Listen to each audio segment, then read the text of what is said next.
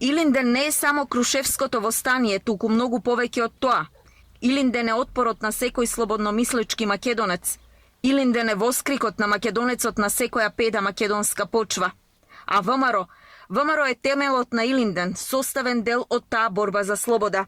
Порача денеска од Ташмаруништа лидерот на опозицијата Христијан Мицкоски. Тој годинава во говорот направи исклучок и главно говореше за актуелните политички случувања, бројните афери, но и празните ветувања на власта кон земјоделците, лекарите, младите кои секојдневно се исселуваат. Заев ке говори за блескањето, кое всушност е силно помрачување. Ке говори за обединувањето или како тој што вели помирувањето. И дека сме оделе напред и светот не препозна. Дека наводно сме создале пријатели. Но тоа е така само во неговиот свет. Во светот во кој што ние живееме и обстојуваме, тоа го нема.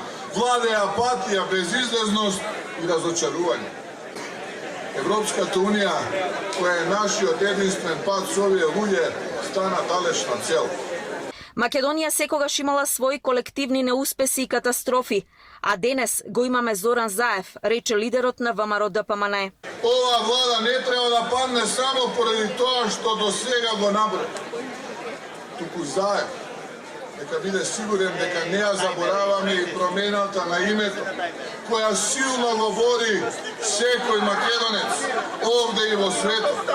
Промената на идентитетот, поигрувањето со историјата, колективното реструктурирање на идентитетот во облик во кој што треба да го прифатиме.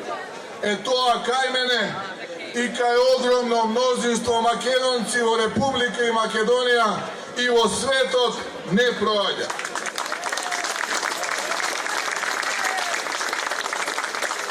Гоце Делчев е нашата светост и ќе преговараме и ќе разговараме се додека не докажеме која е вистинската вистина, дека Гоце е македонецот кој што се борел за независна, суверена македонска држава.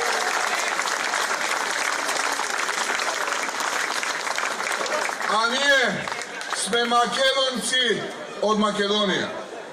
Тоа сме биле и ќе продолжиме да бидеме.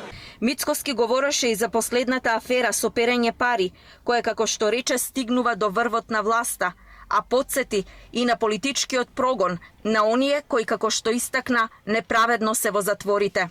Ке падне и оваа влада затоа што не забораваме и на прогонот.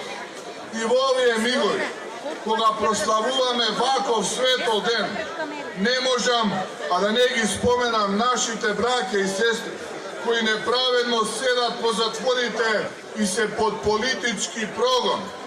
Не можам да не ги споменам Димитар, Јане Ченто, Дејан, Горан Ангелов, Миле, Митко Чавков, Митко Пешов и сите останати кои ја делат таа несреќа, да носат на своји плеки омразата и лудилото на оваа власт.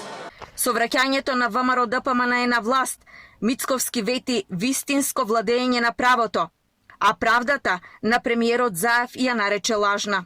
Без оглед дали се работи за СДСМ, ВМРО-ДПМНЕ, ДУИ или било кој друг политичар кој што се огрешил, посрамотил и направил злодело пред сопствените граѓани и пред законите и уставот на Република Македонија. Мора да види овој народ дека политичарите не се заштитена каста која е над државата, туку дека сите ние без исклучок сме слуги на народот и на нашата татковина. Прославата во Ташмаруништа почна со црковните ѕвона на манастирот Архангел Михаил. Лидерот на ВМРО-ДПМНЕ Христијан Мицкоски се поклони пред споменикот на заедничката гробница и гробовите на илинденците.